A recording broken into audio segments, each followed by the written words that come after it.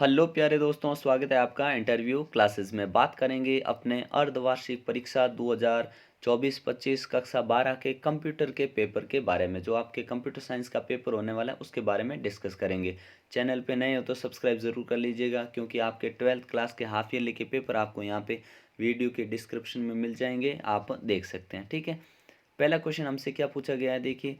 पहला क्वेश्चन है, कंप्यूटर के यांत्रिक, वैद्युतिक, इलेक्ट्रॉनिक भाग क्या कहलाते हैं? तो यांत्रिक भाग, वैद्युतिक, इलेक्ट्रॉनिक भाग हार्डवेयर कहलाते हैं। क्या कहलाते हैं? हार्डवेयर। अगला क्वेश्चन है, एक ऑपरेटिंग सिस्टम कौन सी भाषा समझता है? तो एक ऑपरेटिंग सिस्टम में वो सी भाषा को समझता है, और ये तीसरी पीढ़ी के कंप्यूटर में आ गई थी। ठीक है ना। फिर है, यह एक लाइनेक्स शेल है। तो इनमें से कौन सा है जो लाइनेक्स शेल है, या ये तीनों है? ये आपको कमेंट सेक्शन में बताना है इसका आंसर। ठीक है, अगला क्वेश्चन देखते हैं। प्रोग्रामिंग की कुल कितनी तकनीक है? तो प्रोग्रामिंग की कुल 4 तकनीक बताई गई है। कितनी? 4 तकनीक है। अगला क्वेश्चन देखते हैं। कौन उच्च स्तरीय भाषा के निर्देशों को मशीनी भाषा में बदलता है? ठीक है, तो उच्च स्तरीय भाषा को मशीनी भाषा में बदलने का काम होता है कंपाइलर का। ठीक है ना, ध्यान रखना। और असेंबलर जो होता है ना, वो क्या करता है, वो मशीनी भाषा में बदलने का, ये भी एक इसी प्रकार का कार्य करता है। असेंबलर भाषा परिवर्तन का ही काम करता है, और जो कंपाइलर है ये भी अपने क्या करता है, उच्च स्तरीय को मशीनी भाषा में निर्देश को चेंज कर देता है।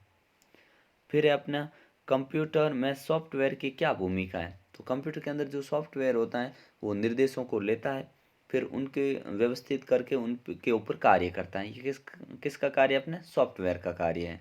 तो लिख सकते हैं आप, कंप्यूटर में दिए गए निर्देशों के ऊपर कार्य करना, उसको निष्पादित करने का कार्य जो होता है सॉफ्टवेयर का होता है। अगला है, ऑपरेटिंग सिस्टम क्या है? तो हार्डवेयर और सॉफ्टवेयर के बीच में समन्वय स्थापित करने को ऑपरेटिंग सिस्टम कहते हैं। इसमें दिए गए आंकड़े और निर्देशों को समायोजित किया जाता है और उनके अनुसार कार्य किया जाता है, उसे हम कहते हैं ऑपरेटिंग सिस्टम। यानी पूरे कंप्यूटर को ऑपरेट करना ऑपरेटिंग सिस्टम हो गया। ठीक है, अगला है, लॉगिन प्रक्रिया क्या है? तो कंप्यूटर में अपनी पहचान और प्रामाणिकता को प्राप्त करने की प्रक्रिया जो होती है उसे लॉगिन करना कहते हैं। जैसे हम अपनी आईडी में लॉगिन हो रहे हैं, तो हम ही हैं लॉगिन होने वाले, तो हमें अपनी पहचान बतानी पड़ती है, और उसमें जो अपना पासवर्ड होता है वो लगाना पड़ता है, जो अपनी पहचान होती है। ठीक है, तो ये लॉगिन क्या हो गया? अपनी पहचान और प्रामाणिकता को हासिल करना, या उसके अनुसार किसी एप्लीकेशन में जाना लॉगिन कहलाता है। ठीक है, अगला क्वेश्चन है,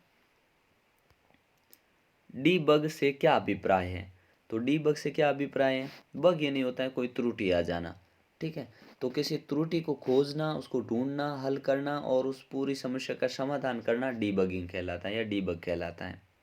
बग ये नहीं होता है त्रुटि, गलती, जो मिस्टेक हो चुकी है उनको ढूंढना और सही करना डीबग कहलाता है।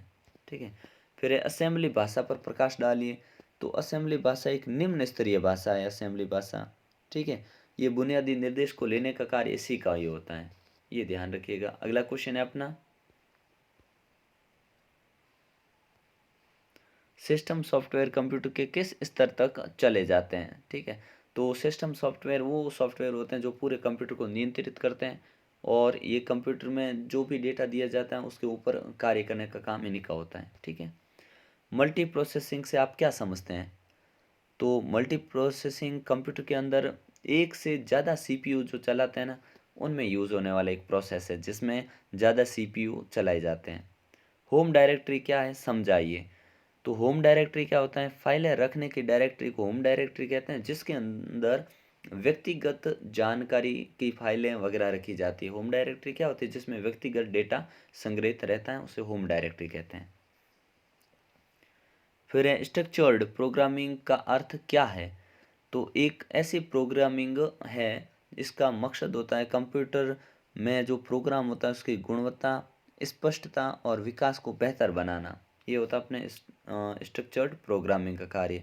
ये एक प्रोग्राम का प्रतिमान है।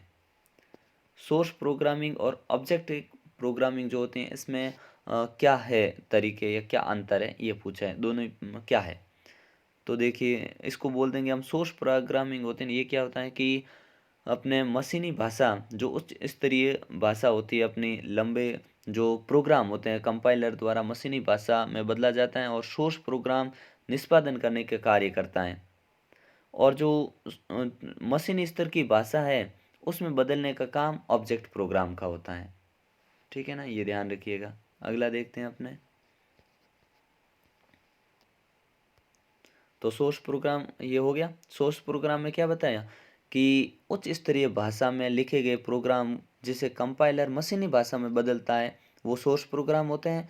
और फिर उन सोर्स प्रोग्राम को निष्पादन करने के लिए मशीनी स्तर में बदलना ऑब्जेक्टिव प्रोग्राम कहलाता है। ठीक है। अगला है यूटिलिटी सॉफ्टवेयर क्या है, इसके कार्य भी बताइए। तो यूटिलिटी सॉफ्टवेयर आप जानते हैं कि एक ऐसा सॉफ्टवेयर जो दिए गए निर्देश होते हैं उन पे कार्य करता है। ठीक है। और उनको सही से चलाने में मदद करता है। और इसके कार्य भी आप लिख सकते हैं, जो विशेष कार्य इसके होते हैं वो लिख सकते हैं। मल्टी प्रोग्रामिंग का मतलब हो गया एक साथ कई ज़्यादा कार्य करना। और इम्यूलेटर्स किसे कहते हैं, किसी भी प्रॉब्लम को किन दो तार्किक विधियों से हल किया जा सकता है, कंपाइलर और इंटरप्रेटर को समझाइए। ये इंपॉर्टेंट क्वेश्चन है, इनकी एक बार आप प्रैक्टिस जरूर कर लीजिएगा। ठीक है ना। एप्लीकेशन सॉफ्टवेयर और सामान्य उद्देश्य के सॉफ्टवेयर में अंतर बताने हैं। प्रोग्रामिंग, तो ये तो बड़ा आसान है। एप्लीकेशन सॉफ्टवेयर विशेष कार्य करते हैं और सामान्य उद्देश्य वाले हर कार्य को, जो नॉर्मल कार्य होता है उसको करने में माहिर होते हैं। ठीक है।